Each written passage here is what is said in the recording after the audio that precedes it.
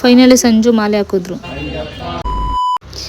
ಇದು ಒಂದು ನನ್ನ ಡೇ 1 ಮಿನಿ ಬ್ಲಾಗ್ ಆಗಿರುತ್ತೆ. ಮಾರ್ನಿಂಗ್ ಎದ್ದ ತಕ್ಷಣ ನಮ್ಮ ಚಾರು ಜೊತೆ ಆಟ ಆಡ್ಕೊಂಡಿದ್ದೆ. ಡಾಗ್ಸ್ ಜೊತೆ ಇರೋ ಫೀಲಿಂಗ್ಸು ಯಾರ ಜೊತೆನೂ ಬರಲ್ಲ, ಏನೋ ಒಂಥರ ಸ್ಪೆಷಲ್ ಆಗಿರುತ್ತೆ. ಆ್ಯಂಡ್ ಅಪ್ಪೂನು ಇನ್ನೂ ಎದ್ದಿರಲಿಲ್ಲ, ಸರಿ ಮಲ್ಕೊಳ್ಳಿ ಅಂತ ಮಲಗಿಸಿದ್ದೆ.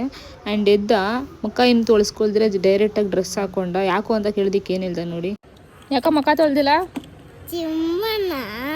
ಸಿಂಹನ ನೀನು? ಹ್ಞೂ ಸರಿ ಆಯ್ತು. ನಾಯಿ ಮರಿಯಲ್ಲ ಕಣೋ, ತಿಮ್ಮ. ಆಮೇಲೆ ಸರಿ ಆಯಿತು ಅಂದ್ಬಿಟ್ಟು ಟೆಂಪಲ್ಗೆಲ್ಲ ಹೋದ್ವಿ. ಅವ್ನು ಹೋಗ್ಬಿಟ್ಟು ದೇವ್ರಿಗೆಲ್ಲ ಕೈ ಮುಕ್ಕೊಂಡು ಬಂದ.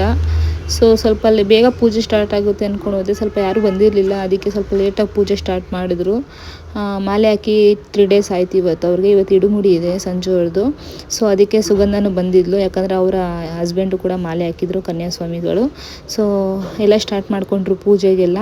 ಆ್ಯಂಡ್ ಅಲ್ಲಿದ್ದಿದ್ದ ಮಕ್ಕಳೆಲ್ಲ ಬಂದು ಜೀವನ್ ಸ್ವಾಮಿಗಳಿಗೆ ಈ ಥರ ಕಾಟ ಕೊಡ್ತಾನೆ ಇದ್ರು ಪಾಪ. ತುಂಬ ಥ್ಯಾಂಕ್ ಯು ಸೋ ಮಚ್. ಸಿಕ್ಕಾಬಿಟ್ಟೆ ಖುಷಿಯಾಗಿದೆ, ನನಗೆ ಏನು ಮಾತಾಡ್ಬೇಕಂತ ಗೊತ್ತಾಗ್ತಾ ಇಲ್ಲ.